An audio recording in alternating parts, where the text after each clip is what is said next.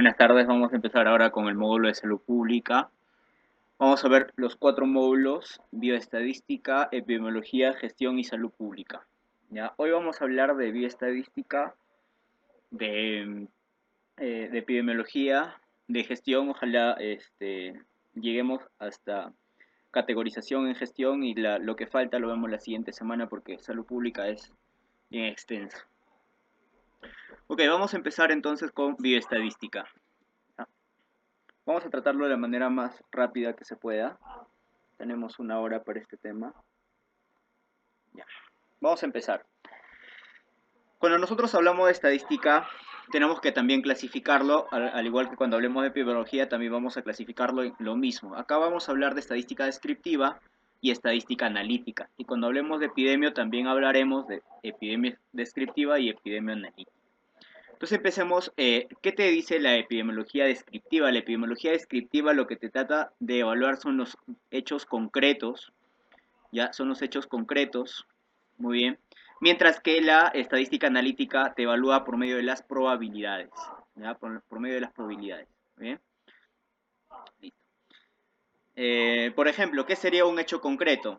Un hecho concreto sería, por ejemplo, ahorita, que todos los internos de medicina han empezado nuevamente su internado. ¿Qué sería, por ejemplo, un hecho probabilístico? No saben si lo van a terminar, ¿no?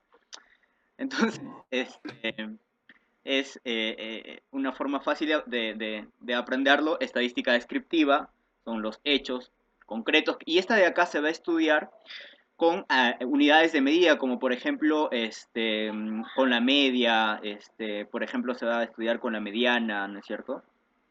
Muy bien. Su finalidad es recorrida la clasificación, representación de los datos y obtención de las estadísticas fundamentales, mientras que la estadística analítica es un conjunto de métodos que permiten, a partir de los resultados de la muestra, obtener conclusiones válidas para una población, es decir, una inferencia, ¿no es cierto? Validar matemáticamente la hipótesis. Muy bien. Entonces, cuando nosotros hablemos en la analítica, vamos a hablar que cuando tenemos acá la población, y de esta población nosotros vamos a sacar una muestra, y de esta muestra nosotros vamos a sacar un estadístico. Y este estadístico, ¿qué va a hacer?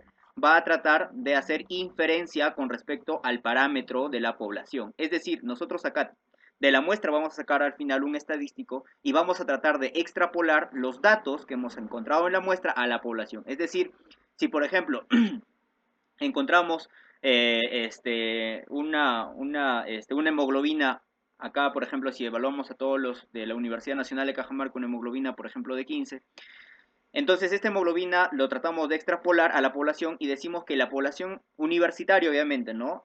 Tiene un aproximado de 15 de hemoglobina, y por ahí que tendrá su error, ¿no es cierto? Que lo vamos a ver más adelante. ¿Cuáles son esas funciones de la estadística? La función de la estadística es recoger o recopilar información, ¿no es cierto? Que esa recopilación de la información, que va a ser o de fuente primaria o de fuente secundaria, organizar y ordenar, es decir, llevarlo a qué? Llevarlo a tablas, ya tienes que llevarlo a tablas, tabularlo. Luego tienes que procesar y analizar esta información, ¿cierto? Y este procesamiento y análisis de la observación va a ser diferente entre el análisis descriptiva, en la estadística descriptiva, y entre la estadística analítica. ¿Qué hace, por ejemplo, en la estadística descriptiva? Cuando se calculan promedios y medidas de variabilidad, entre otros cálculos, ¿cierto? Mientras que la estadística analítica, cuando se establecen relaciones entre las variables, es decir, regresión y correlación, ¿no? Bien, y esto de acá luego lo vamos a interpretar, ¿para qué? Para tomar decisiones posteriormente. Bien. Ahora, acá vamos a ver algunas definiciones. Por ejemplo, ¿qué es un dato? ¿Cierto? Un dato es una información, digamos, pero que sea un dato útil, ¿ya? Para que sea una información. Como te dice, toda unidad de información estructura a partir del cual el investigador genera sus estudios o indagaciones. Y tenemos 3 partes del dato. ¿Cuál viene a ser estas 3 partes del dato? Viene a ser la unidad de análisis, que viene a ser el sujeto, la característica, ¿cierto? Que viene a ser la variable, y el valor o magnitud. Esto te dije que se hacía referencia, por ejemplo, cuando nosotros hablamos desde la escuela de sujeto predicado, ¿no es cierto? Cuando nosotros hablamos, ¿qué era el sujeto era todo lo que se quiere decir, ¿no es cierto?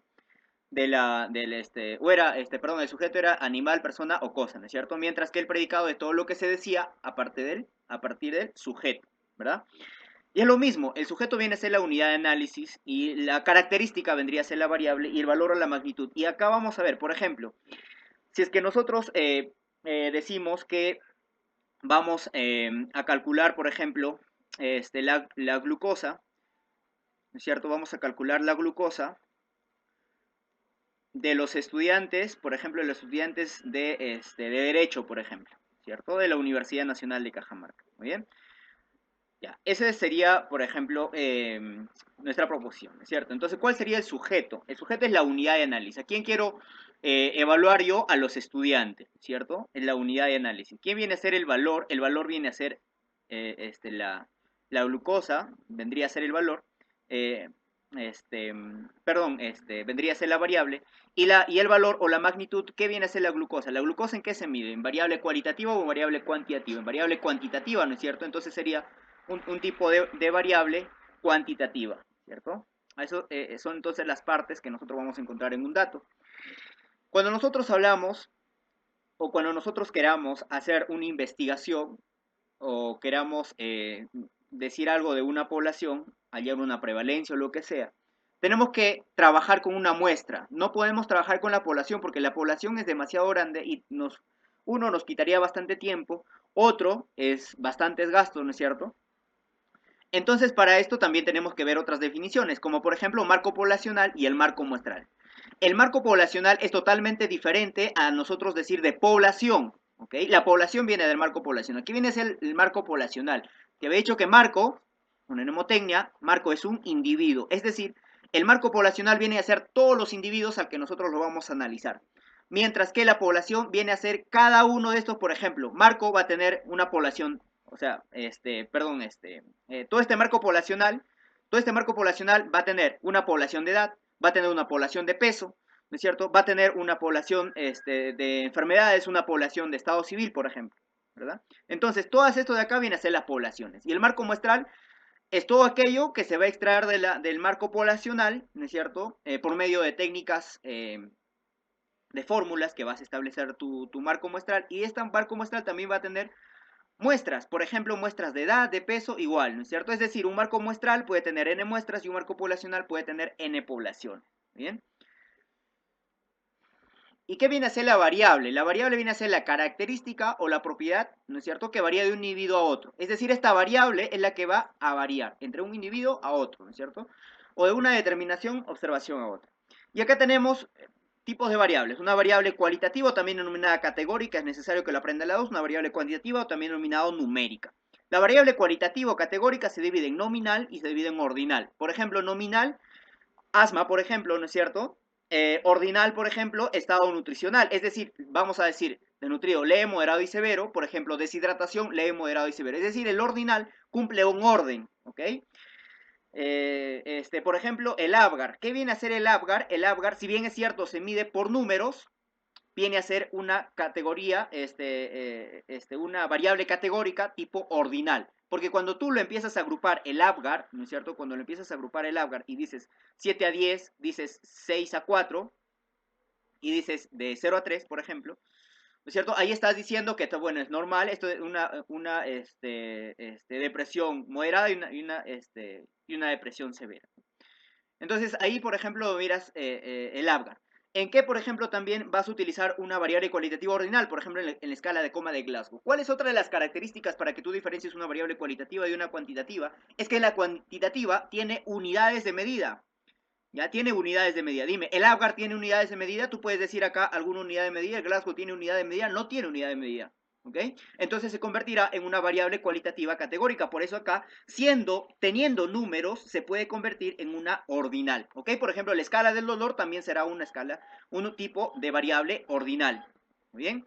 Y lo nominal es todo aquello que puede ser nombres, lo que me quiera mencionar, que no sean números y que tampoco encaje en la variable ordinal.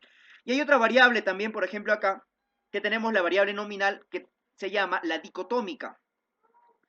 ¿Cierto? Dicotómica. Cuando nosotros hablamos, cuando nosotros hablamos de variables, hay unas variables que vienen a ser simplemente únicas, ¿no es cierto? O sea, estas variables dicotómicas pueden tener solamente dos respuestas, es decir, o pueden tener sí o pueden tener no, por ejemplo, ¿no es cierto? Por ejemplo, el sexo, ¿no es cierto? Sexo puede ser o bien puede ser masculino o bien puede ser femenino.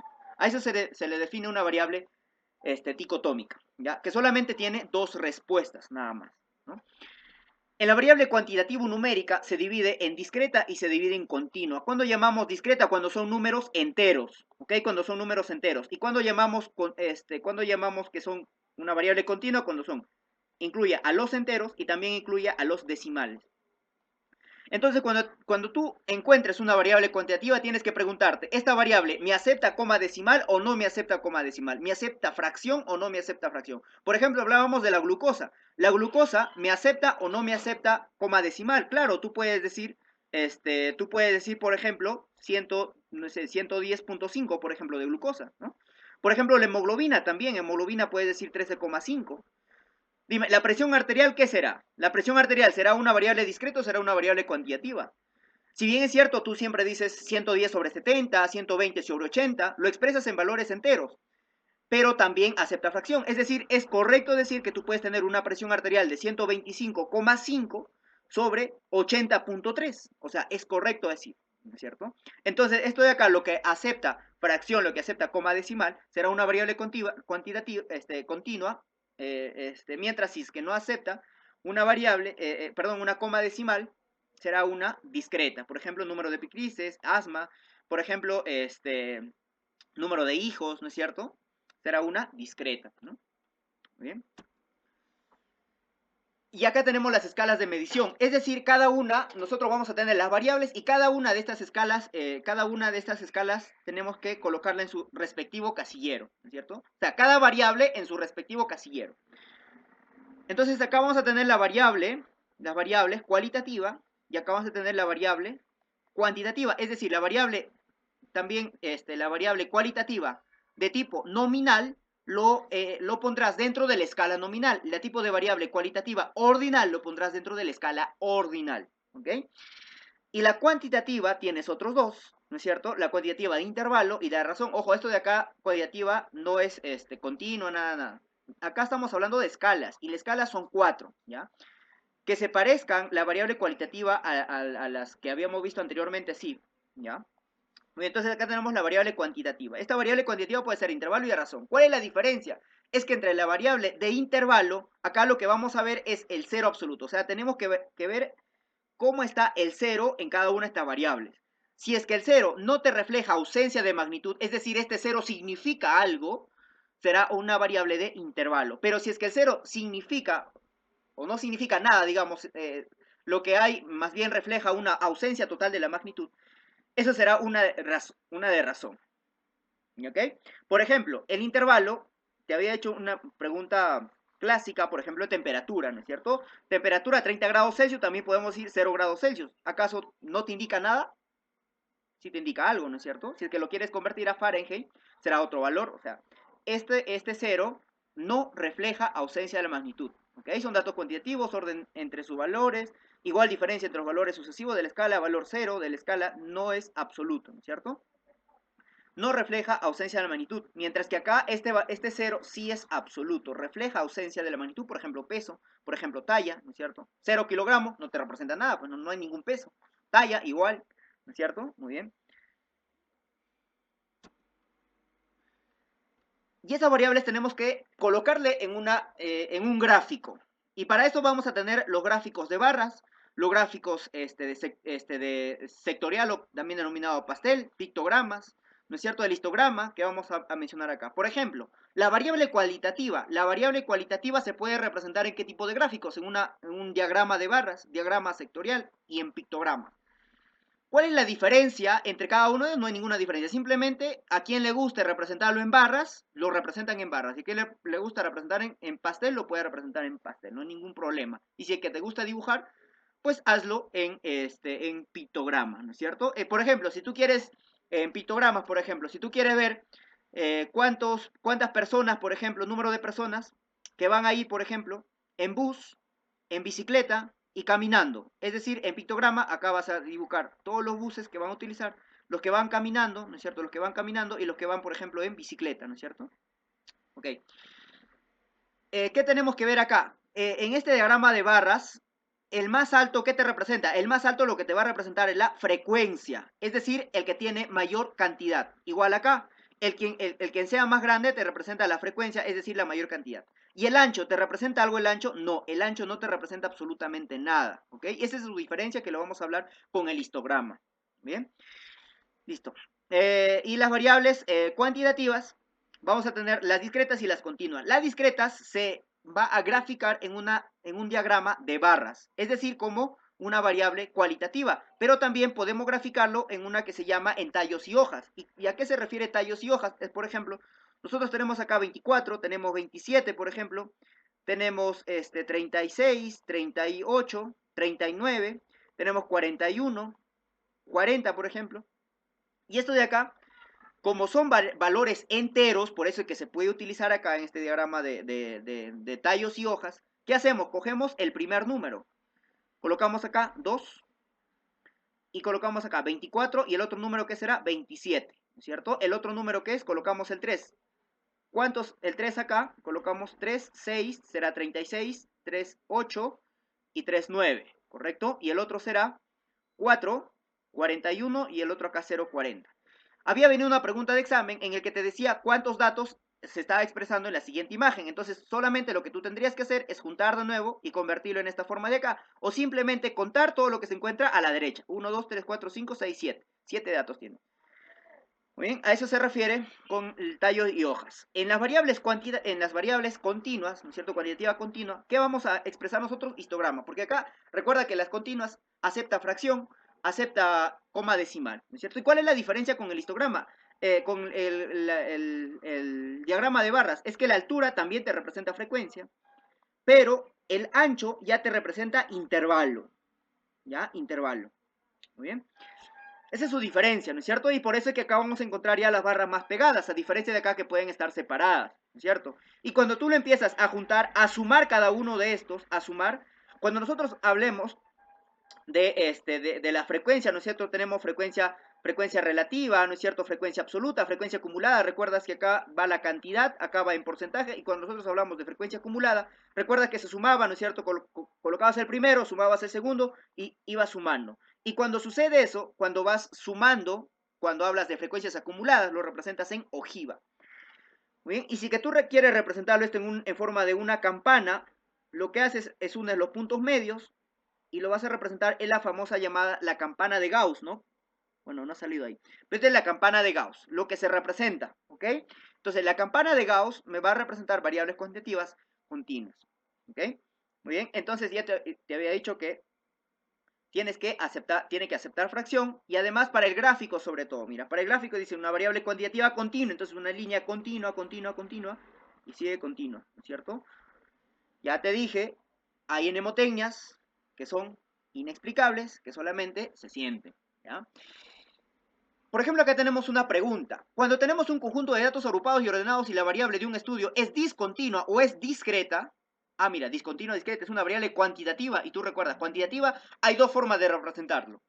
Una, que es el diagrama de barras, que es la discreta, como en este caso, o sea, acá será gráfico de barras, y la otra que son las cuantitativas continuas, que es histograma, o en polígono de frecuencias, o en la campana de Gauss, ¿cierto? Otra forma de preguntarte sería, ¿el diagrama de barras representa a qué tipo de variables? A variable cualitativa y a variable cuantitativa discreta, ¿ok?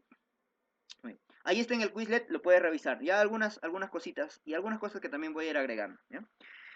Para comparar la distribución de frecuencia de edad de dos grupos se utiliza, te dice. Entonces, si te hablan para comparar la distribución de la frecuencia de edad, ¿qué vas a utilizar igual acá? El gráfico de barras, ¿no es cierto? Muy bien. Cuando tú lo agrupas, cuando tú ya lo pones en grupo, en grupos etarios, lo que tienes que utilizar son diagramas de barras. Por ejemplo, de 5 a 10 años, de 10 a 15 años, de 15 a 20 años, ¿no? Tenemos que ver las medidas de tendencia central, las medidas de dispersión, las medidas de posición relativa. ¿Okay? ¿Cuáles son las medidas de tendencia central? Las medidas de tendencia central son todas aquellas que tienen M. Medida aritmética, mediana y la moda, ¿cierto? Recuerda que la media aritmética viene a ser el promedio. La mediana viene a ser el punto medio, ¿no es cierto? o el número que se encuentra en el centro, pero estos datos, ojo, tienen que estar ordenados, ¿ok? Ordenados, ¿bien? Y la moda es lo que más se repite. Recuerda que en la media aritmética simplemente viene a ser el promedio, y cuando tú tienes acá, por ejemplo, un promedio, digamos, te dan cierta edad, por ejemplo, te dan de edad de 6 años, 8 te dan edad de 13, te dan edad de 14 años, ¿no es cierto? Y te dan una edad, por ejemplo, de 15 años, y te dan una edad, por ejemplo, de 40 años, por ejemplo, ¿ok? Entonces, ¿cuántos? Mira, acá ya está ordenado. Te pueden haber dado todo desordenado. Tienes que ordenarlo de menor a mayor. Eso es lo que tienes que hacer en primer lugar.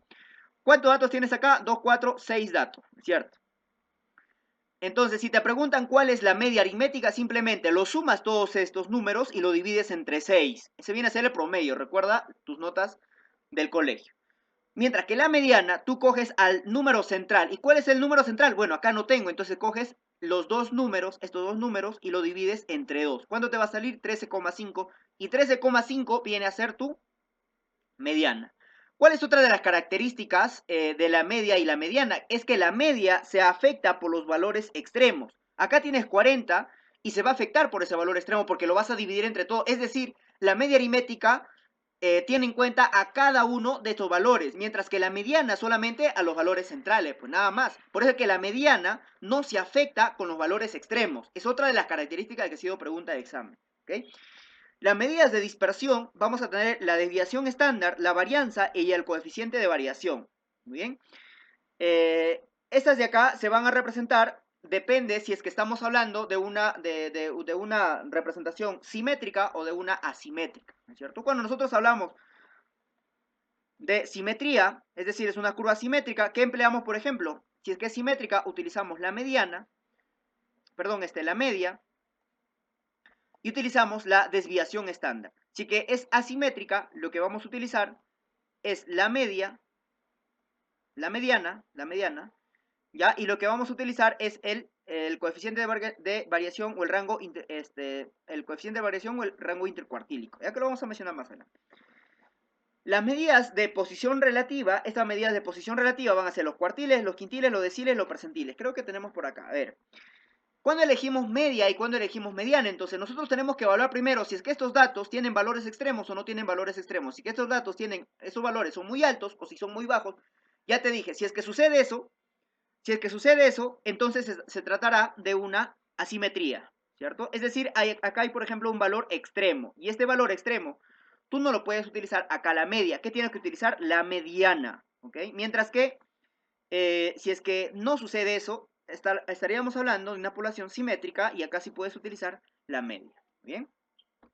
Y la medida de posición va a ser, por ejemplo, los percentiles, deciles, cuartiles y la mediana, ¿cierto? Eso de acá va a ser en relación con la posición. Por ejemplo, cuando nosotros hablamos de los cuartiles, vas a tomar lo vas a dividir en 4, ¿no es cierto? A todo esto de acá. O sea, vas a tener cuartil 1, cuartil 2 y cuartil 3. ¿Perfecto? Muy bien. El cuartil 1 va a representar a qué percentil? Representa al percentil 25, el cuartil 2 representa al percentil 50 y el cuartil 3 representa al percentil 75, ¿ok? Y esto de acá en 4 partes iguales. Cuando te hablan de cuartil no quiere decir que hay 4 cuartiles, simplemente hay 3, ¿ok? Y por ejemplo, si te hablan del cuartil 2, si te preguntan por la interpretación del cuartil 2, ¿qué tendrías que decir? Ojo, acá también los datos tienen que estar ordenados. Tienes que decir que, por ejemplo, el cuartil 2, que va a ser el percentil 50, que también es lo mismo decir que la mediana, que los valores que se encuentran por debajo del percentil 50 o por debajo del cuartil 2 son menores. 50% son menores y 50% de lo que están por arriba son mayores, ¿cierto? A eso llegamos a la conclusión entonces. Entonces acá tenemos la media, cuartil 2, que es lo mismo, el decil 5 también lo mismo, y es igual el percentil 50. ¿Bien? Y acá tenemos las medidas de dispersión, rango intercuartil, la desviación media, la varianza, desviación estándar, coeficiente de variación. Por ejemplo, cuando nosotros hablamos de rango nada más, es decir, cuando tenemos una cierta cantidad de valores, por ejemplo, 2, 4, 6, 10, 30, por ejemplo, 40. ¿Cuál es tu rango intercuartílico? Simplemente tú lo vas a dividir 40 entre 2. Mientras que es el rango intercuartil. El rango intercuartil es aquel que se encuentra entre el cuartil 2 y que se encuentra entre el cuartil 3. Es decir, es aquel que se va a encontrar, digamos, con el 50% de la cantidad. Es decir, si que tú quieres ubicar una variable que se encuentre en estos rangos entre el cuartil 2 y el cuartil 3, tienes el 50% de probabilidades que lo encuentres aquí, ¿no? Muy bien. La desviación media lo vamos a hablar más adelante cuando hablemos las propiedades de esta curva, la propiedad de la curva normal, varianza de desviación estándar y coeficiente de variación. Bien. Entonces, acá están las propiedades de la distribución normal, ¿no es cierto? ¿Cuáles son estas propiedades? Ojo, esto de acá es un punto crítico. También te voy diciendo, ya te voy diciendo cuáles son los puntos críticos. Y cuando me refiero a puntos críticos son preguntas, son diapositivas que son muy preguntables. Como en este caso, propiedades de distribución de la curva normal. Y tenemos que ver que tiene forma de campana, es asíntota al eje de las abscisas. ¿Cuál es la característica entonces? Tiene 7 propiedades que lo vamos a ver acá. Esa es una de las propiedades, que es en forma de campana y es asíntota a las ejes. Es decir, tiene esa forma de campana, va a tener los mismos valores al lado izquierdo, los mismos valores al lado derecho, ¿no es cierto? Pero si te dice que es asíntota al eje de las abscisas o al eje X, ¿qué va a pasar? Va a tratar de aproximarse a esta línea, pero jamás, nunca lo va a intersectar, ¿ok? Y es simétrica respecto a la media. Muy bien, cuando nosotros decimos que es simétrica respecto a la media, es lo que les decía, ¿no? Los mismos valores a este lado izquierdo y los mismos valores al lado derecho, ¿muy bien? La media, la moda, ¿no es cierto? La mediana son iguales, tienen el mismo valor, ¿ya? Porque son valores centrales, ¿no? Los puntos de inflexión que tiene las abscisas va a ser la media más menos una desviación estándar. Es decir, cuando una curva se convierte de cóncava a convexa, ¿no es cierto? Muy bien, ahí está.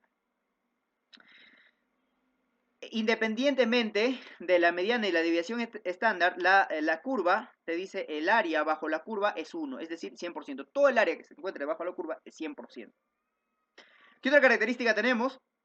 Es que la regresión a la media es otra propiedad. ¿Y qué quiere decir regresión a la media? Que todos los datos vamos a encontrarlo cerca a la media, se aproximan a la media, la mayoría de los datos. Por eso se llama regresión a la media. En el caso de la distribución normal, las probabilidades del área van a representar, y tenemos acá, este se llama el teorema de Chebyshev, que lo vamos a ver acá. Mira, este de acá es el teorema de Chebyshev. ¿Y qué te dice Chebyshev? Acá tenemos la curva, igual, ¿no es cierto? Todo el área, recuerda, vale 100% lo que está bajo la curva. ¿Qué te dice? Que acá tienes la media, y esta media vas a calcularlo de acuerdo a si tiene una o dos o tres desviaciones estándar. Más o menos una desviación estándar, ¿a cuánto porcentaje de todos los valores va a representar? A 68,3%. Si que tiene dos desviaciones estándar, ¿no es cierto? Te representa a un 95,5%. Y si que tienes tres desviaciones estándar, te representa un 99,7%. Ha sido preguntado muchas veces. Te dan valores, ¿no es cierto? Te dice, por ejemplo, el promedio de la talla está, por ejemplo, en 1,70 m, por ejemplo, ¿no es cierto? Pero tiene una desviación, estándar, por ejemplo, tiene una desviación, bueno, te van a decir acá, una desviación estándar, te van a decir, una desviación estándar es, por ejemplo, 5 centímetros. Ya, ok. Pero te van a decir que encuentres el rango que se encuentra en el 95%, por ejemplo. Ah, este 95%, ¿cuántas desviaciones estándar representa? A 2, ¿no es cierto? Entonces este de acá tienes que multiplicarle por 2. Ya tienes que esta de acá va a variar, o este 95% se va a encontrar entre ¿qué? Entre 1,60 más, perdón, 1,70 más menos 10. Es decir, entre 160 a 180, ¿no es cierto? Ahí se encuentra el 95% de los datos. ¿Bien? A eso se refiere, ¿ok? Y este de acá es la llamada propiedad de distribución normal estándar. Es decir, cuando tú le pones su apellido a la distribución normal y le llamas estándar, también tiene sus propiedades. ¿Por qué? La media ya va a tomar un valor específico y también la desviación estándar va a tomar un valor específico. Por ejemplo, ¿cuánto vale la media? La media es 0. ¿Y cuánto vale la varianza? Esta varianza vale 1. Pregunta de examen. ¿Okay? Media es igual a 0 y la desviación es igual, perdón, la varianza es igual a 1. ¿Cómo lo vas a aprender? Media es igual a 0, punto central, ¿no es cierto? Es como si empezaras a hablar de la recta numérica y vas a partir de 0. Puede ser una forma. Otra forma es que si a ti te hablan de varianza, la varianza jamás va a ser cero, pues no, porque no vas a decir más menos cero, ya no sería varianza. Entonces otra forma de aprenderlo que la varianza también sea una. Corresponde a la variable aleatoria z, no depende de ningún parámetro, media ni desviación estándar, ¿ok? Y la curva es simétrica respecto a cero y tiene un máximo en este eje, ¿bien? Y tiene dos puntos de inflexión. Estos puntos de inflexión ya va a ser z igual a 1 y z igual a menos 1, ¿no es cierto? Ahí va a estar sus puntos de inflexión, ¿ok? Entonces acuérdense estos valores, ¿ya? Este de acá es otro de los puntos críticos. La prueba de hipótesis o significancia estadística, ¿ok? Entonces vamos a hablar, cuando nosotros nos planteemos un problema de investigación, tienes que plantearte también tus variables de una manera matemática, ¿ok?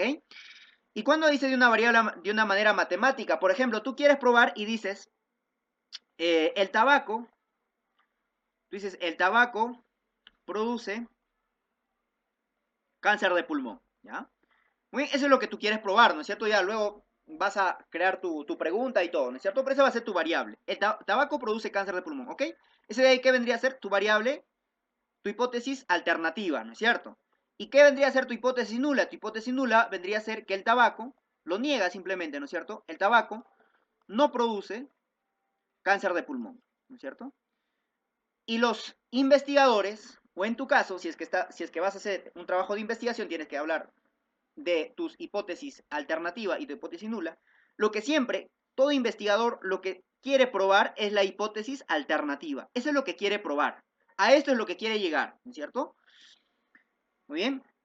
Y para eso, acá se van a ver. Y para eso tú vas a ver el valor alfa. ¿Ya? Mira. Cuando hablemos de epidemiología y ahí cuando vamos a hacer el diseño epidemiológico, ahí también vamos a ver cómo vamos a obtener cada uno, o sea, cuáles van a ser los pasos. Primero nos vamos a plantear la hipótesis, luego de plantearnos la hipótesis tenemos que plantearnos el error. Y el error se plantea de una manera deliberada, es decir, tú en tu estudio vas a decir, yo voy a tener un error del 5%. Entonces, si tú dices que vas a tener un error del 5%, esto de acá será el valor de alfa. O sea, el valor de alfa será 0,05. Y al final, o sea, esto de acá lo vas a plantear al inicio de tu estudio. Si es que tú quieres hacerlo con un error de 0,03, perfecto, tú lo planteaste eso al inicio. Ya, pero para términos de examen, acuérdate que alfa es igual a 0,05. Tú puedes plantear un problema, un trabajo de investigación que tenga un error del 10, del 50%. Claro que nadie te va a leer ya esos trabajos de investigación, pues, ¿no? Por eso, el máximo error tolerable es 0,05, es decir, 5%. ¿Por qué de acá tú vas a encontrar un índice de confianza tiene que ser del 95%? Por lo tanto, cuando tú sumes tu confianza más tu error, tiene que ser el 100%. ¿Ok? Muy bien. Y al final lo que tú vas a evaluar, lo que tú vas a hallar al final es el valor de P. El valor de P, ¿no es cierto? Si es que el valor de P, este valor de P, para que sea significativo, ¿qué tiene que salirte? Menor de 0,05, ¿no? Tiene que salirte menor de 0,05. Si te planteaste al inicio, si te planteaste acá 0,03, el valor de P tiene que salirte menor a 0,03. Entonces, si es que el valor de P te sale, si es que el valor de P te sale menor al alfa, ¿qué era el alfa? El error, ¿no es cierto? Es el error. Si es que sucede esto y el P te sale menor a alfa, ¿tú qué vas a hacer con tu hipótesis nula? Lo vas a eliminar y vas a aceptas tu hipótesis alternativa, ¿ok? Pero ¿qué pasa si tu P acá en este caso te salió 0,08? Ya no puedes aceptar tu hipótesis, no puedes aceptar tu hipótesis alternativa y cuando el P entonces es mayor que alfa, ¿no es cierto? Tú lo que vas a hacer es aceptas ¿a qué? A la hipótesis nula, ¿ok? Aceptas a la hipótesis nula. Y acá vienen los errores. ¿Qué pasa si es que tú rechazas tu hipótesis nula siendo verdadera, ¿no es cierto? Ahí cometes el error tipo 1. Muy bien, entonces el error tipo 1 es cuando tú rechazas tu hipótesis nula, ojo, y acá cuando hablamos de hipótesis, la prueba de hipótesis o en los errores, hablamos solamente de la hipótesis nula, no hablamos de la hipótesis alternativa, eso quiero que te quede claro. Y cuando a ti te pregunten y te digan a qué se refiere cuando hablamos de un error tipo 1, vas a eliminar todas aquellas en las que te digan hipótesis alternativa. Porque acá no trabajamos con hipótesis alternativa. Lo que trabajamos acá son con hipótesis nula. ¿Ok? Muy bien. Entonces tú tienes que graficar tu cuadradito. Ya eso es lo que tienes que hacer primero en tu examen, por favor. No peque de soberbio, tienes que hacerlo. ¿Y cómo lo dices? Fácil. Hay que simplificar en la mejor manera que se puede. Acá rechazas y acá no rechazas. ¿Ok? Acá es verdadero y acá es falso. Ojo que estamos trabajando con hipótesis nula. Muy bien. Entonces, y acá fácil, ¿no es cierto? En diagonal siempre lo vas a hacer. Y listo. Nada más. Esto de acá tienes que aprendértelo para tu examen. ¿Ok? Acá tienes respondido el 90% de las preguntas y te vienen de errores. Y ahora te digo el otro 10%. Mira, el error tipo 2 era, entonces, cuando tú rechazabas la hipótesis nula, pero esta hipótesis nula era falsa. O sea, en realidad era falsa, pero perdón, no lo rechazaste, ¿no? No lo rechazaste siendo falsa. Ahí cometes el error tipo 2. ¿Y qué viene a ser el 1 menos beta y qué viene a ser el 1 menos alfa? ¿No? El 1 menos alfa viene a ser el grado de confianza. Porque, ¿qué te dije? El índice de confianza tiene que ser 95%. Y si que tú le sumas el error, tiene que salirte 100%. ¿Ok? Tiene que salirte 100%. ¿Muy bien? Entonces, acá, por eso es que el grado de confianza de la prueba, 1 menos alfa, es el grado de confianza de la prueba. Es decir, es la decisión correcta que tomaste. ¿Muy bien? ¿Y en qué corresponde la decisión correcta? Es que tú no rechazas la hipótesis nula. ¿Por qué? Porque la hipótesis nula es verdadera. ¿Y cuándo no rechaza la hipótesis nula? Cuando tu valor de P te salió mayor del alfa, ¿ya? Y la potencia de la prueba es cuando tú rechazas la hipótesis nula cuando es falsa. Es decir, acá en ambas estás haciendo una decisión correcta, ¿bien? En otras palabras, ¿qué viene a ser? ¿Qué viene a ser la potencia de la prueba? Acá, el 1 menos beta es la probabilidad de no cometer un error tipo 2. ¿Ok? Muy bien. Y acá, para que te sea más fácil, tiene dos mnemotecnias. El chévere y el antichévere. Esta es la mnemotecnia. El chévere, ¿qué te dice el chévere? Ojo, de nuevo te vuelvo a repetir. Ya te estoy repitiendo muchísimas veces. Y es por algo. Rechaza la hipótesis nula. Che de rechazar. Rechazas la hipótesis nula. ¿Por qué? Porque es verdadera, ¿no es cierto? Entonces rechazas a lo verdadero, estás cometiendo el error tipo 1. Y el antichévere es todo lo contrario, es decir, lo colocas acá, cada uno, no, porque es todo lo contrario, no vas a rechazar. ¿Por qué? No vas a rechazar siendo no verdadera, es decir, siendo falsa. Muy bien, no rechaza la hipótesis nula siendo falsa. Eso de ahí viene a ser un error tipo 2. ¿Okay? Las medidas de asociación que vamos a ver son las medidas de O-ratio o las medidas RR, es decir, el riesgo relativo. A ver, vamos a hablar un poquito de estas medidas de asociación, ya el RR. Recuerda que este RR se utiliza en cohortes. ¿Cuál era tu mnemotecnia? Corre, ¿no es cierto? RR. Y el de O-ratio se utiliza en casos y controles, ¿no es cierto? Igual lo vamos a mencionar más adelante cuando hablemos de los estudios epidemiológicos. ¿Bien? ¿A qué se refiere el RR? Es la fuerza de asociación entre la enfermedad y el factor de riesgo de los estudios de cohortes, como en este caso, y acá en los estudios de casos y controles. ¿Bien? ¿Cómo hallas el RR? El RR lo vas a encontrar incidencia de acumulada expuestos sobre incidencia no expuestos. Es decir, cuando tú hables de cohortes, los cohortes vas a empezar en población sana, ¿ok? Empiezas en población sana. Y a estos sanos, tú le vas a exponer, por ejemplo, a tabaco, ¿ok? Acá tienes la exposición. Y estos de acá no están expuestos. Y tu relación va a ser que te produzcan cáncer de pulmón. Muy bien, y estos que consumieron tabaco, estos de acá se enfermaron y estos de acá no se enfermaron. Igual acá, aunque no estaban consumiendo tabaco, pero se enfermaron y acá no se enfermaron. Muy bien. Entonces, ¿qué vendría a ser acá? La incidencia de expuestos, ¿cuándo vendría a ser? ¿Cuántos se enfermaron? 3. ¿Y cuántos estaban expuestos? 5. A eso se refiere incidencia de expuestos, ¿cierto? Muy bien. Y recuerda que ¿por qué hablamos de incidencia acá? Porque los cohortes lo que te miden es incidencia, ya te voy diciendo.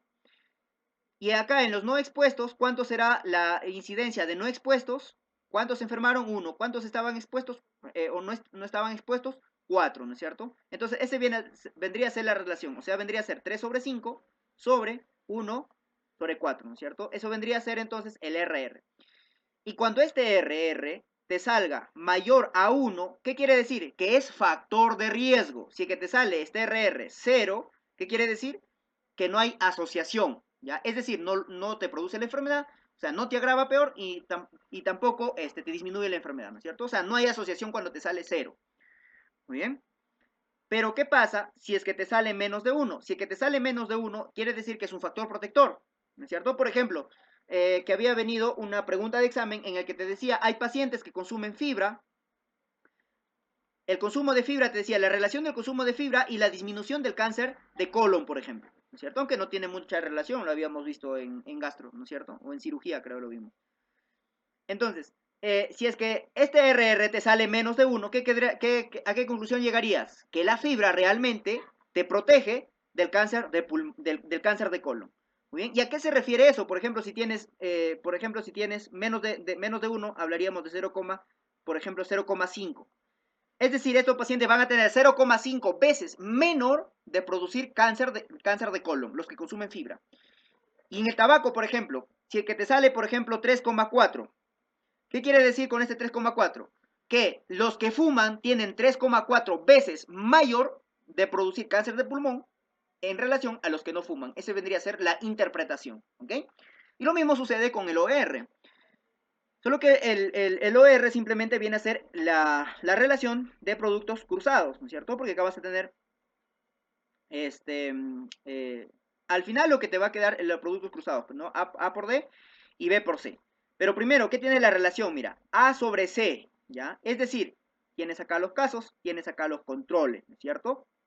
Muy bien, A sobre C. ¿Qué estás relacionando acá? Exposición reciente sobre exposición ausente, y dividido en total entre la exposición presente sobre la exposición ausente. Y por lo tanto te da la relación de los productos cruzados. Simplemente acuérdate los productos cruzados, porque a esa conclusión vas a llegar, ¿cierto? Muy bien, cociente de los productos cruzados entonces. Y recuerda que el O-ratio se utiliza en casos y controles y el RR se utiliza en cortes. Bien, y esto de acá también tienes que colocarle en tu tablita. También tienes que aprenderlo. ¿Y cómo es la relación? Mira, igual acá, expuestos, no expuestos, ¿cierto? Y acá dices enfermos y dices sanos, ¿cierto? O simplemente enfermos y no enfermos. De esa forma también te pueden preguntar, ¿ok? También vamos a hablar de las medidas de impacto, que también ha sido pregunta de examen. ¿Para qué te sirven las medidas de impacto? Y en las medidas de impacto vamos a tener el RAF, ¿no es cierto? La fracción atribuible, ¿ya? El riesgo de fracción atribuible, ¿ya? Al RAF. Riesgo de fracción atribuible, ¿a quién? Al factor, ¿ya? Y hay otro, el riesgo o de fracción atribuible, ¿a quién? Pero ¿en dónde ya? En la población. Muy bien. ¿A qué se refiere el RAF? Dice, es la proporción en que se reduciría entre los expuestos la tasa de incidencia del evento de salud, se eliminaría la exposición. Y siempre, en tu pregunta, lo que tú vas a buscar es esto de acá, la exposición. ¿Ok? O que te hablen riesgo atribuido al factor, ¿ya? Exposición y al factor. ¿Dónde está factor acá? Bueno, no hay acá. Ya. Entonces, acuérdate esto de acá. Te van a mencionar te van a mencionar ojo, también te pueden mencionar también del impacto que se produciría al reducir, por ejemplo, o al eliminar esa causa. Por ejemplo, acá. ¿Qué pasa si es que tú eliminas el tabaco de fumar? Por ejemplo, acá tienes una población, ya tú tienes acá una población, y toda esta población está expuesta ¿a quién? Al tabaco. Y de esta población que está expuesta al tabaco, tiene un riesgo, un porcentaje X, ¿no es cierto? Que te va a producir una enfermedad. ¿Qué pasa si es que tú eliminas el tabaco? Si es que tú eliminas el tabaco, también eliminarías esto, ¿sí o no? O sea, es el impacto que tú estás haciendo. A eso se refiere. Si en el grupo expuesto, ya porque todos estos están expuestos, ojo, no estamos hablando de la población sería expuestos más no expuestos, eso sería la población, y ahí vamos a hablar acá. Entonces, si el grupo de expuestos se eliminara, ¿no es cierto?, el hábito de fumar, es decir, la exposición, se obtendría una reducción del riesgo de tener cáncer de pulmón en aproximadamente ¿cuánto? En un 95,8%. ¿Bien? Pero ¿qué pasa si es que eliminas este riesgo atribuible en toda la población? ¿Cuánto es el impacto en toda la población? ahí ya vas a colocar en el denominador a toda la población. Es decir, significa que si es que la población general se eliminara el hábito de fumar, el riesgo de cáncer de pulmón en toda la población, ¿en cuánto disminuiría? En 25%. ¿Ok? Muy bien. ¿Y cuándo vas a marcar uno y lo otro? Ese también, ojo, al riesgo atribuible, al riesgo atribuible también se le llama fracción, espérate, se le llama riesgo, riesgo atribuible, ya, luego me acuerdo, ya, porque tiene otro nombre esto de acá, ya, la fracción atribuible, ya, luego me acuerdo. Muy bien, entonces, ¿cuándo vas a marcar riesgo atribuible al factor? Riesgo atribuible al factor vas a marcar cuando no te hablen de población, y viceversa, ¿cuándo vas a marcar de población? Cuando te hablen, en tu pregunta está esta palabra, ¿ya? Población, ¿bien? Así que nos alcance el tiempo, al final vamos a revisar de las más rankeadas, de las más preguntadas, algunas preguntitas, ¿ya? Ahora, vamos a hablar del muestreo entonces. Cuando nosotros hablamos del muestreo, eh, ya habíamos hablado la definición, ¿no es cierto? Marco muestral, marco poblacional y todo eso de acá. Entonces acá vamos a tener una población y acá tenemos la muestra. Por ejemplo, habíamos dicho, si es que nosotros queremos calcular la hemoglobina de todos estos estudiantes universitarios, ¿no es cierto? De todos, la población viene a ser todos los estudiantes universitarios, pero la hemoglobina, o sea, población hemoglobina, ¿cierto? Entonces ya hablemos con propiedad. Y acá encontraremos la muestra, y acá encontraremos también la hemoglobina, pero la hemoglobina solamente en la muestra. Es decir, la hemoglobina acá, por ejemplo, lo encontraste que es igual a 14,8, por ejemplo, ¿no es cierto? ¿Qué pasa si es que un investigador lo estudia a toda la población?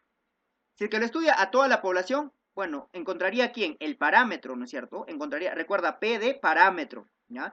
Encontraría el parámetro, y bueno, acá de repente encuentra un 14,6, por ejemplo. Muy bien. Entonces, ¿y qué pasó? Acá en la muestra encuentro un 14,8. ¿A esto cómo se llama? Se le llama el error, ¿ya? Se llama el error. Y este error, ¿ya? Este error, llamado también error estadístico, ya, llamado también error estadístico, este error no se puede eliminar. Lo único que se puede hacer con este error es disminuir. Y cuando disminuimos este error, lo vamos a ver más adelante, cuando aumentamos la muestra, ¿ok? Este error no se puede eliminar cuando hablamos del error estadístico, ¿ya? O también denominado error aleatorio, ¿ya? Error estadístico o error aleatorio, ¿muy bien? Entonces, ¿cómo se llama en la muestra? Estadístico. Y en la población, parámetro. Fácil, pues. Muestra, tú dices así, muestra. ¿Ya? Hablas de estadístico y en parámetro P de, P de población, ¿cierto? P de parámetro, ¿ok? ¿Y para qué te sirve esto? Recuerda que acá ya se encarga la estadística analítica. La estadística analítica lo que se carga es de hacer inferencia. Una de las funciones de la estadística analítica es probar la hipótesis y la otra función es hacer inferencia. Es decir, tú este valor de la hemoglobina lo vas a extrapolar a esta población y vas a decir que la hemoglobina de esta población probablemente sea ¿cuánto? 14,8%. Perdón, miligramos por decilitro, ¿no es cierto? 14,8 miligramos por decilitro. Pero vas a decir con un error de ¿cuánto? Recuerda que el error no puede pasar el 5%. O sea, vas a decir con una confianza, con una probabilidad de ¿cuánto? Con una probabilidad del 95%. Entonces ahí surge esa probabilidad. Es decir, tienes la probabilidad del 95% que esta población tenga una hemoglobina de 14,8. Tienes un error del 5%. Y ese error representa esto de acá, pues, ¿no? Representa un 0,2, ¿no? Así que tú lo comparas, si es que se hubiera hecho, digamos, el estudio en toda la población, hubieras tenido 14,6, ¿no? Ese es tu error, pues. Todo estudio tiene su error. Otros estudios que tienen su error más bajo que otro, sí, y lo vamos a ver cómo se puede lograr eso. Entonces, ya tenemos los dos, ¿no es cierto? El parámetro y tenemos el estadístico. Otra forma de preguntar sería, una de las formas ya te dije que con este estadístico vas a extrapolar a los resultados de la población, ¿no es cierto? Es decir, por medio de ese estadístico vas a tratar, otra forma de hallar sería, por medio de ese estadístico vas a tratar de acercarte a quién, al parámetro, ¿ya? Vas a tratar, porque este de acá sería el valor del parámetro, ¿no es cierto? Entonces con este estadístico te tratas de acercarte al parámetro, ¿no? Y acá tenemos la teoría del muestreo. Vamos a ver para qué te sirve la muestra. Una muestra sirve para hacer inferencias acerca de qué? acerca de los parámetros, ¿no es cierto?, de una población en base a la información obtenida de la muestra. ¿Qué características tiene esta muestra? Debe ser representativa, ¿ya? Debe generar resultados confiables, disminuye costos y disminuye sesgo, pues te va a disminuir costos si es que tú trabajas con una muestra nada más, que vas a trabajar con toda una población, pues, ¿no? Tiempo también te disminuye. ¿Y cuáles son los pasos para el proceso de muestreo? Primero tienes que determinar el tamaño de la muestra y luego tienes que determinar el método de la selección de la muestra. ¿Okay? Es decir, ¿qué método utilizo? Utilizo un método aleatorio simple, un muestreo estratificado, un muestreo sistemático, un muestreo por conglomerados. ¿Cómo obtengo mi muestra? ¿Okay? Como te dice, la tarea fundamental de la estadística inferencial, recuerda que esta es una uno de los objetivos de la estadística analítica, ¿ya? Es sacar conclusiones acerca de la población a partir de quién, a partir de una muestra. ¿Okay? A esto se llama extrapolación de resultados, es decir, aproximarse al parámetro a partir de quién, del estadístico. Muy bien, y acá tenemos los tipos de muestreo. Vamos a ver un muestreo probabilístico y un muestreo no probabilístico.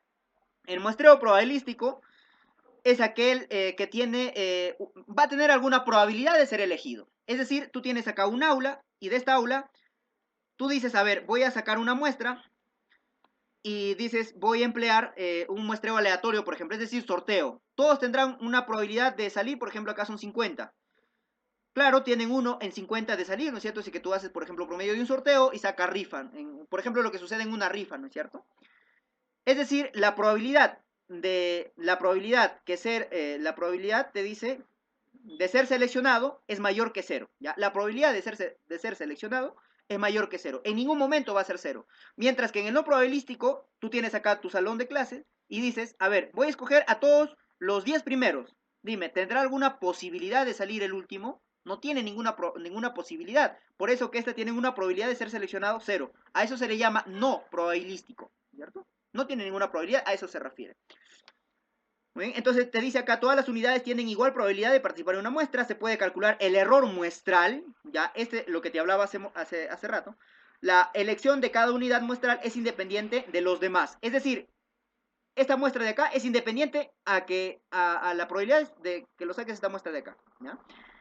Mientras que en el no probabilístico, cada unidad no tiene igual probabilidad de participar en la muestra, no se puede calcular el error muestral, alto riesgo de invalidez producto de la introducción de sesgos. Es decir, mucha invalidez, ¿no es cierto? Y te va a llevar a sesgos, ¿no? Y acá tenemos los tipos de muestreo no probabilístico, ya estos de acá. Hablemos de los muestreos no probabilísticos. Por ejemplo, tenemos muestreo por conveniencia, muestreo consecutivo, de cuotas, intencional y muestreo de bola de nieve. ¿Cuál ha sido pregunta de examen? Muestreo de bola de nieve. Y también había venido otra de las preguntas, ¿cuál de los siguientes es un muestreo no probabilístico? Y te daban ahí los probabilísticos y uno de ellos era no probabilístico. Por eso amerita aprenderlo. Eso de acá, ¿no es cierto? Al menos los nombres nada más, al menos los nombres. Mira, ¿cuándo se llama un muestreo por conveniencia? Muestreo por conveniencia, tú tienes en un hospital, por ejemplo, tienes el hospital Revaliate que tiene varios pisos, ¿no es cierto? Y dices, a ver, voy a evaluar la probabilidad, por ejemplo, del quinto piso, ¿ya? Hagamos del quinto piso. Y por ejemplo dices, en el quinto piso del hospital Revaliate, solamente voy a evaluar, dices, al quinto C, por ejemplo, ¿ya? Solamente vas a evaluar al quinto C, nada más. Eso es por conveniencia, o sea, estás dejando, de repente acá dice, voy a evaluar la hemoglobina de todas las pacientes del quinto C. El quinto C es de obstetricia, ¿no? Voy a evaluar a todas las pacientes del quinto C.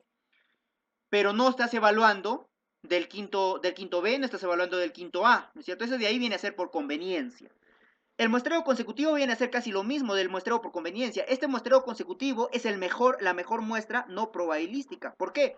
Porque ese muestreo consecutivo, si bien es cierto, acá como tienes 3 pisos, ¿no es cierto? Y solamente elegiste el quinto C, el muestreo consecutivo dices, vamos a elegir todos, ¿no es cierto? Por eso es el mejor de los no probabilísticos, ¿ok? Todos los sujetos son sujetos, todos los sujetos accesibles, ¿no? Y tenemos el muestreo por cuotas, el investigador asegura una representación equitativa y proporciona a los sujetos en función a qué rasgo es considerado la base o cuota, ¿no es cierto? Generalmente la edad, género, educación, etc. Muestreo intencional, los sujetos son elegidos para formar parte de una muestra con un objetivo específico, ¿no? El investigador cree que algunos sujetos son más adecuados que otros. Por ejemplo, tú dices, a ver, voy a evaluar a los niños, por ejemplo, quienes tienen, no sé, parásitos, por ejemplo, o cualquier otro examen clínico, por ejemplo, que tienes que hacer, y dices, no, a estos niños que lloran menos, los voy a elegir, y a los que no lloran, perdón, a los que lloran ya no los voy a elegir porque son muy irritables, no se pueden eliminar y todo eso. Es un muestreo intencional, ¿no es cierto? El muestreo en bola de nieve, ¿a qué se refiere? Tú tienes acá un caso y este caso te llega a tu establecimiento de salud y en tu establecimiento de salud tú le preguntas y le dices, señora, acá está tu establecimiento de salud, ya tu puesto de salud, y dices, a ver señora, ¿hay alguien más con la enfermedad que tiene usted? Y te dice, sí, conozco a mi vecino, te dicen, ¿no? Y el vecino le preguntas, ¿conoce a alguien más? Y te dice, sí, mi cuñado está con la misma enfermedad. Y así se va haciendo, ¿no es cierto?, más grande la muestra y a eso se le llama en bola de nieve, ¿ok? Y esto es lo que nos importa. Otro punto crítico, ya te voy diciendo, muestreo probabilístico. Tenemos acá cuatro, el aleatorio simple, el aleatorio certificado, el muestreo aleatorio sistemático y el muestreo por conglomerados. ¿Cuál es la diferencia? Muestreo aleatorio simple, el que conocemos todos, ¿no es cierto? Es decir, a toda una población tú le vas a sacar esto, le colocas papelitos, la forma ortodoxa que se hacía antes, y sacabas uno por uno. Y acá hay de dos tipos, hay con reposición y sin reposición, ¿no es cierto? Actualmente se hace en software y todo eso, ¿no es cierto? Más rápido ya. Entonces, por ejemplo, ¿a qué se refiere con reposición y sin reposición? Acá lo vamos a ver. O también llamada sin reemplazo o con reemplazo, por ejemplo, ¿no es cierto? ¿A qué se refiere? O sea, tú tienes, por ejemplo, acá, ¿no es cierto? La probabilidad de sacar acá a estos pacientes de acá. Listo, tiene la probabilidad y, por ejemplo, acá tiene 100 pacientes. Cada paciente, ¿cuánto va a tener la probabilidad de salir? 1 sobre 100, ¿no es cierto? Entonces, tú sacas y ya no lo vuelves a introducir, es decir, no lo vuelves a reemplazar, ¿no? Muy bien. ¿Y qué sucede? Es que el siguiente que tú vas a sacar va a tener una probabilidad de 1 en 99 ya, o sea, aumenta su probabilidad, ¿verdad? Mientras, ¿qué pasa con el reemplazo? Es decir, tú aquí vas a sacar, pero lo vas de nuevo, una vez que salió este de acá, lo vas a sacar y lo vas a colocar de nuevo, ¿no es cierto? Ya. A esto se le llama el muestreo con reemplazo. Se puede incluir dos o más veces en la misma muestra. Entonces, por ejemplo, ¿en qué estudios se utiliza muestreo sin reemplazo? En los estudios, por ejemplo, de calidad. Porque en la calidad, ¿tú qué haces cuando estudias calidad? Pides la opinión de los pacientes, ¿no es cierto? Pides la opinión de los pacientes. Y dices, ¿cómo te están atendiendo? ¿De qué forma te están atendiendo? Bueno, malo, muy bien y todo eso, ¿no es cierto? Entonces, si tú sacaste, como en este caso, supongamos que es con reemplazo, tú sacaste y uno de ellos te dijo, bueno, carita feliz, ¿no es cierto? Estoy trabajando súper bien. ¿Y qué pasa? Este de acá lo vuelves a poner acá y de nuevo te vuelve a salir otra carita feliz y te va a llevar a qué? Te va a llevar a sesgos, ¿no es cierto? Te va a llevar a sesgos, ¿muy bien? Y por eso que el muestreo sin reemplazo, por ejemplo, se utiliza en estudios de calidad, ¿no? Es el muestreo aleatorio simple, muestreo aleatorio estratificado. ¿A qué se refiere el muestreo aleatorio? Ojo, y otra de las características del muestreo aleatorio simple es que se utiliza en población finita y en población homogénea, ¿ok? Esa es su característica, ¿muy bien? En muestreo aleatorio estratificado, los sujetos son inicialmente agrupados ¿en qué? En estratos, en edad, nivel socioeconómico, género. Luego se selecciona aleatoriamente, es decir, vas a emplear el mismo muestreo aleatorio, ¿no es cierto? Aleatoriamente la lista al final de los sujetos de los distintos grupos. Muy bien, acá tenemos el muestreo aleatorio simple. El muestreo acá está, el muestreo estratificado. ¿A qué se refiere el muestreo estratificado? Es decir, tú en aula de clases tienes 50, por ejemplo, 50 hombres y tienes, por ejemplo, 80 mujeres. Si es que tú seleccionas así nada más, dime, ¿quién tiene mayor probabilidad de salir? Mujeres, ojo, esto si es que tú vas a trabajar con la variable género, pues, ¿no? Si que tú vas a trabajar con la variable género, te va a influir en sesgos si que tú no haces una buena selección de muestra. Entonces, ¿qué tienes que hacer, por ejemplo? Porque si que trabajas con glucosa, por ejemplo, no te importaría, ¿no? Bueno, a menos si que vas a trabajar la variable relación glucosa-género, ¿no? Ahí sí te influiría también. Muy bien. Ya. ¿Qué haces acá? Lo separas, pues, ¿no? Lo separas y dices, acá separo 50 varones y acá lo separo las 80 mujeres, ¿no es cierto? Y ahí recién de cada uno sacas y haces aleatorio, ¿ok? Seleccionas de una manera aleatoria, a eso se refiere. Es decir, lo seleccionas en cada uno de tus cuadraditos es un estrato. pero de cada uno lo vas a sacar. Ojo, de cada uno, de todos. Ninguno se queda sin sacar, o sea, lo sacas absolutamente de todos, ¿ok? Y eso es lo que lo diferencia del muestreo por conglomerados. Ya te voy a hablar primero del muestreo por conglomerados. ¿Por qué? Una de las diferencias que el muestreo por conglomerados se utiliza en situaciones, en regiones, en macroregiones, en distritos, cuando las poblaciones son grandes, ¿no es cierto? Debido al tamaño de la población. ¿Cierto? Por eso dice, se utiliza cuando es imposible el muestreo aleatorio simple debido al tamaño de la población. Ya te mencioné por qué. Muy bien, ¿y a qué se refiere esto de acá? Es decir, tú vas a seleccionar igual a cada uno, lo agrupas, ¿no es cierto?